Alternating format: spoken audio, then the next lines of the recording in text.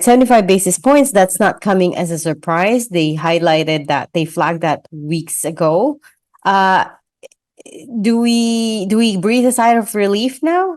Right? I mean, this takes the benchmark rate to 5%, amongst the highest in many years. But at least the peso depreciation has slowed down. So can we now breathe a sigh of relief? Let's go with you first, Professor Leyco, and then back to Michael. Well, like you said, the peso is staying not making anybody nervous at the moment, and yet the interest rate is going up. The U.S. interest rates gone up. So it's like, did we increase the interest rate too early? If our purpose is to stabilize the peso, it looks like without the interest rate going up, it was already doing its job. So I'm not sure. I think the timeliness of the interest rate action by the Bangko Sentral may not be timely. I would have thought that they could have waited a little bit and see if the interest rate will be needed to be brought up. The interesting thing, though, is that we keep talking about how it's meant to bring down inflation, but we saw the latest numbers, right? It's still at 7.7%, still a near 14-year high. And when you break down the numbers, you'll see that consumers are still spending despite the really high inflation. BSP Governor Medalla was asked at the meeting yesterday whether or not he thinks that inflation could go higher in the last 2 months of the year, and he said something like he would bet a lot that it will not go beyond 8%. What do you think, Professor Leyco? Well, actually, where I was coming from when I said that the timeliness of the interest rate hike would be perhaps questionable at this point was that inflation continued to go up despite the interest rate hikes that we saw earlier. And if ever, the interest rate action by the Bangko Sentral was really meant to defend the peso. But it looked like basing it on the action from the foreign exchange market, it didn't matter that the peso, the interest rate on the peso was not as high or did not move when the U.S. interest rate increased last week. So I was thinking, is the Bangko Sentral exhausting its monetary policy action this early? Remember, interest rate is not a benign action.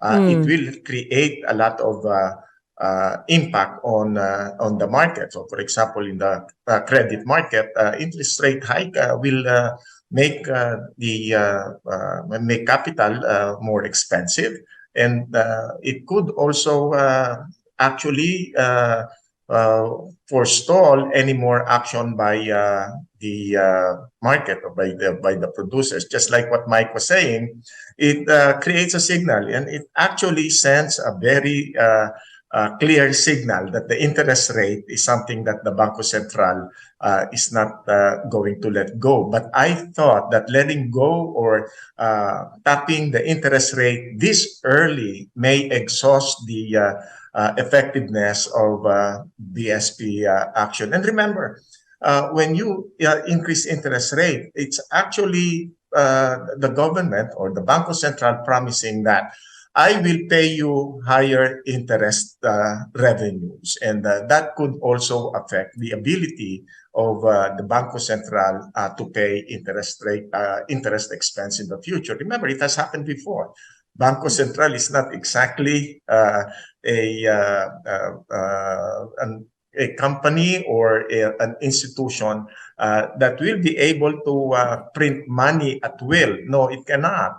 So I would have thought that more prudence would have been practiced or observed when the Bangko Sentral exercised its interest rate policy intervention. Professor, what does it mean to recalibrate the budget to make it more defensive? Where should we take money from, and where should we move it to? some people I talked to already said immediately take out the defensive, what you call this, the intelligence fund, Confidential funds. the confidential fund, which are in the billions. Yeah, that could be the first step, but I think we have to go beyond that. I think there are projects in the infrastructure or in other projects of the government that in the past did not move. Why are we going to put more money in it this year? So I think the budget will really have to be looked at. And I think we have to credit the senators and legislators for spending a lot of time scrutinizing every item in the budget. But it didn't sound like we were preparing for a economic pandemic, so to speak. That like other countries in Europe, in the U.S., they are saying that we have to prepare, that they needed to prepare for recession. Even private sector, biggest banks in the country, in the US, and even in Europe, they're already saying that recession is going to come. We're going to get hit. It's just a matter of time. Will it happen in the first quarter, second quarter? They are saying that looks like the only thing that is holding recession back is that there are new jobs that are being created. So they're saying that, hey, looks like we have a future that may be positive in the coming years because jobs creation continue. However, while there are jobs creation, there are big companies who are already laying off people in the thousands. Social media companies, Meta, even Amazon, they're already closing. Twitter, and also many digital platforms, they're already abandoning their office spaces and taking advantage of the virtual office platforms that they have created during the pandemic. So the specter of global recession coming is real. And it's just that in the Philippines, we don't hear much of that recession being prepared for.